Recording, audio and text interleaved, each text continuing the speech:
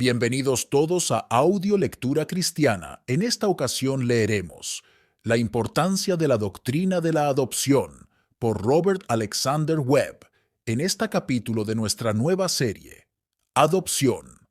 Robert nos enseña que la adopción de los pecadores como hijos por parte de Dios es una verdad bíblica gloriosa y hermosa.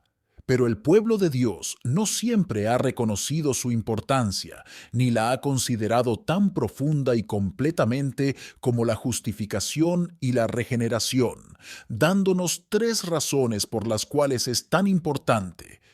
Dicho esto, amados hermanos, comencemos. La doctrina evangélica de la adopción, descrita sucintamente como un acto de la libre gracia de Dios, por el cual somos recibidos en el número de los hijos de Dios y tenemos derecho a todos los privilegios de ellos, ha recibido un tratamiento muy escaso por parte de los teólogos.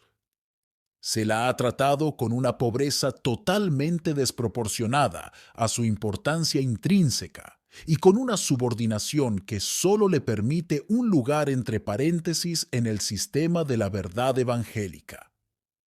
No conozco ninguna monografía sobre este tema que se dedique a la articulación y desarrollo de esta gran doctrina de la gracia, paralela en plenitud y minuciosidad a la forma en que se ha expuesto y expuesto la doctrina coordinada de la justificación. De esos grandes tratados que supuestamente cubren todo el campo de la doctrina evangélica, muchos de ellos omiten este tema por completo, como si no existiera en absoluto. Otros solo le dan unas cuantas observaciones incidentales y pasajeras, mientras que ninguno de ellos lo articula como una cabeza separada en la divinidad.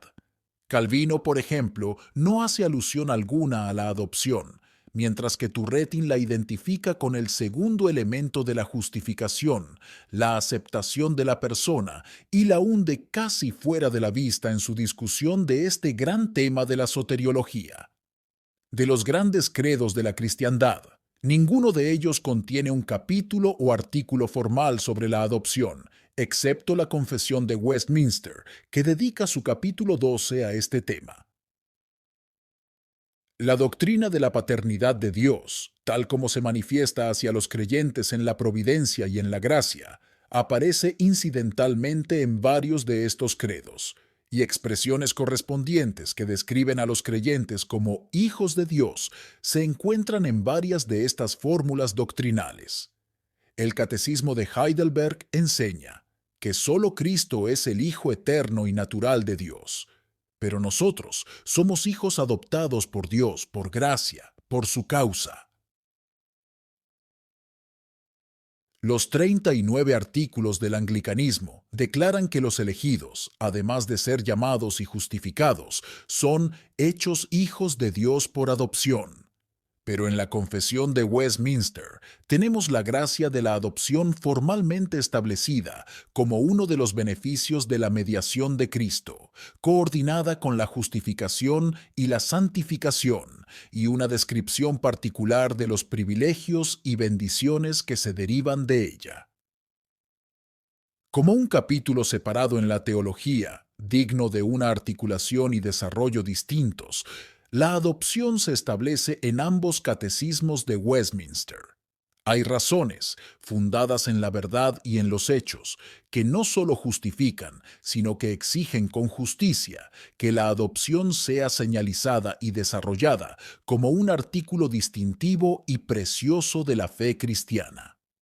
Es un término bíblico y connota una idea bíblica.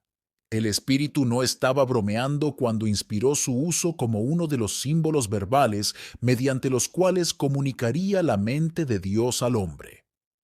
El apóstol lo define como la meta misma del propósito misericordioso de Dios con respecto a los pecadores, habiéndonos predestinado para ser adoptados hijos por medio de Jesucristo. Efesios 1. Nos dice que era la bendición misma que Dios quería asegurar cuando, en el cumplimiento del tiempo, envió a su Hijo al mundo para redimir a los que estaban bajo la ley, a fin de que recibiésemos la adopción de hijos. Gálatas 4:5.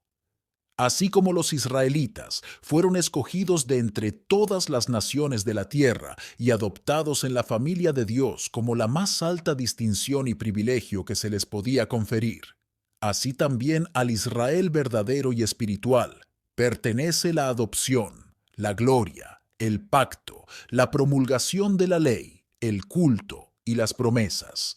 Romanos 9:4. Y las escrituras representan a todo el universo creado como gimiendo y sufriendo dolores, agonizando en espera de algún acontecimiento inminente, a saber, la manifestación de los hijos de Dios por medio del espíritu de adopción. Romanos 8, 14, 23. Una doctrina, entonces, que está tan íntima y fundamentalmente relacionada con la predestinación, con la expiación, con la vida espiritual y con la consumación y perfección de todo el universo, posee una importancia bíblica que hace que sea impropio para la teología ignorarla por completo o relegarla a un lugar subordinado, y entre paréntesis en el esquema de la verdad salvadora. Hay un sentido en el cual debe ser la corona y la gloria de todo el proceso redentor. La admisión de hombres pecadores por medio de la gracia de la adopción en la familia de Dios, con todos los derechos y privilegios de los hijos en su casa, es, en un sentido elevado, la culminación y el clímax de las bendiciones de la redención. La intrínseca preciosidad de la relación paternal de Dios con su pueblo y la correspondiente relación filial de éste con él crean un alto derecho a la adopción. La Biblia revela a Dios como el Padre de su pueblo y proclama que los cristianos son hijos de Dios. Y en el sistema evangélico, la adopción siempre ha sido señalada como una de las características más atractivas e inspiradoras del Evangelio. La concepción de Dios como Padre es el pensamiento más encantador y arrebatador que jamás entre en el seno del hombre. Y la concepción correlativa de sí mismo como Hijo de Dios es el pensamiento más reconfortante y satisfactorio que un pecador jamás se encuentre permitiéndose acerca de sí mismo. Felipe le dijo a nuestro Señor: muéstranos al Padre, y nos basta. Juan 14:8. Felipe quedaría satisfecho cualquier hombre, si pudiera captar en conciencia y darse cuenta en experiencia de que Dios era su Padre. Cuando nos acercamos a Él con la intensidad de la adoración, recogemos toda la dulzura que implica la paternidad y toda la ternura que envuelve la filiación. Cuando las calamidades nos vencen y los problemas llegan como un diluvio, elevamos nuestro grito y extendemos nuestros brazos hacia Dios como un Padre compasivo. Cuando el ángel de la muerte sube por la ventana de nuestras casas y se lleva el objeto de nuestro amor, encontramos nuestro más querido consuelo en reflexionar sobre el corazón paternal de Dios.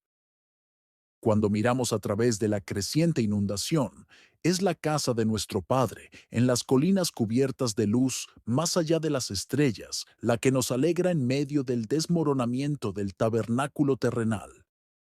La paternidad de Dios, la filiación de los creyentes, la fraternidad de todos los santos, la casa de la fe, la familia de Dios en el cielo y en la tierra, forman un círculo de ideas domésticas que el cristiano valora por encima de todo el oro de Egipto, por encima de todo el oro del mundo. Pero es por la gracia de la adopción que cualquier pecador llega a toda esta gloriosa herencia de afecto paternal y privilegio filial.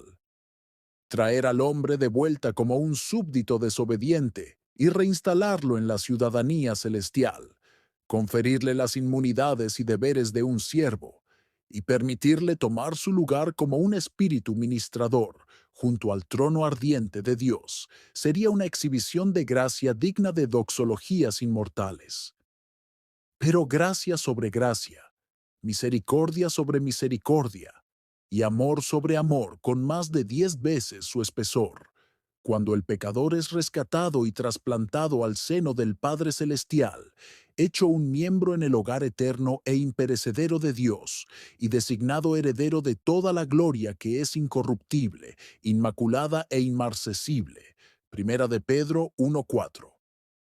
Uno parecería obligado a decir, como algo natural, que la adopción debe ser singularizada y se le debe dar una consideración conspicua en cualquier sistema de verdad evangélica. La adopción merece ser magnificada debido al oficio distintivo que desempeña en el esquema de la gracia salvadora. El hombre comenzó su carrera como, a la vez, súbdito e hijo de Dios. Lucas 3:38. Miembro del reino divino por un lado y miembro de la familia divina por el otro. Al principio, Dios se relacionó con su criatura humana como su Señor y gobernante, así como su Padre y amigo. En ambas relaciones, el hombre fue puesto a prueba. Su posición en la consideración paternal de Dios fue puesta a prueba al mismo tiempo y de la misma manera en que su posición en el favor magisterial de Dios fue puesta a prueba. En ambas relaciones, pecó y cayó al mismo tiempo. A la vez, perdió su posición en la consideración rectoral de Dios como ciudadano de su reino y su posición en el afecto paternal de Dios como hijo en su casa. Después de la caída, la condición del pecador es precisamente la de un ciudadano proscrito y fuera de la ley del reino y un hijo desterrado y desheredado de la casa de Dios. Hoy está bajo la mirada de Dios como juez justo y bajo la mirada de Dios como Padre benévolo. El desideratum superlativo para él es la restauración en ambas relaciones. Restauración a su posición en el reino de Dios como ciudadano legal con todos los derechos y privilegios de la ciudadanía, y restauración al seno paternal de Dios con todos los derechos y privilegios de la filiación en su casa y hogar. La trascendental pregunta práctica que lo confronta es, ¿cómo se puede recuperar la ciudadanía perdida por un lado y cómo se puede recuperar la filiación perdida por el otro? A esta doble pregunta el Evangelio habla específicamente y da la respuesta que resuelve eterna y gloriosamente este doble problema. Señala la justificación como ese acto de gracia que termina en el ciudadano condenado y marginado, lo reinstala en el favor de Dios como su Señor y Maestro, y la adopción como ese acto paralelo de gracia que terminando en el Hijo expulsado y descartado, lo restaura en el seno paternal de Dios como su Padre y amigo. El oficio de la gracia evangélica de la justificación es restaurar al pecador la ciudadanía perdida, y el oficio de la adopción es devolver al pecador su filiación perdida. La justificación es ese acto de gracia por el cual nosotros, súbditos pecadores del gobierno de Dios, somos recibidos en el número de los hijos de Dios, y se nos da un derecho y título a todos los privilegios del reino de Dios.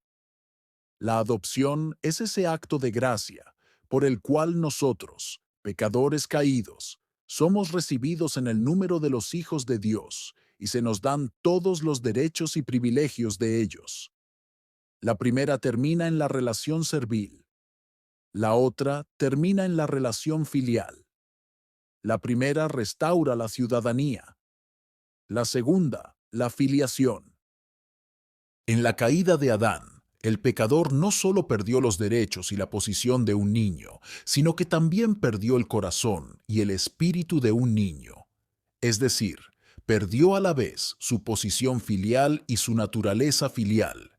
Ahora necesita algún plan para recuperar ambos, su condición filial y su espíritu filial. La regeneración es ese acto de gracia salvadora que, al menos incipientemente, le devuelve su disposición filial perdida, mientras que la adopción es ese acto de gracia que le devuelve su posición filial. Por una parte, se le da el corazón de un niño. Por la otra, se le dan los derechos de un niño. Ambos son indescriptiblemente importantes. Tener la filiación como un derecho y una prerrogativa legal por un lado, y tener una disposición filial apropiada que corresponda a la condición filial legal. Así, mientras que la adopción coincide con la justificación en un punto y con la regeneración en otro, es eminentemente útil para la comprensión del esquema de la salvación, tratar la adopción como un artículo separado de la fe cristiana. Amén. Muchas gracias por escuchar Audio Lectura Cristiana. El Señor les bendiga, amados hermanos. Hasta la próxima.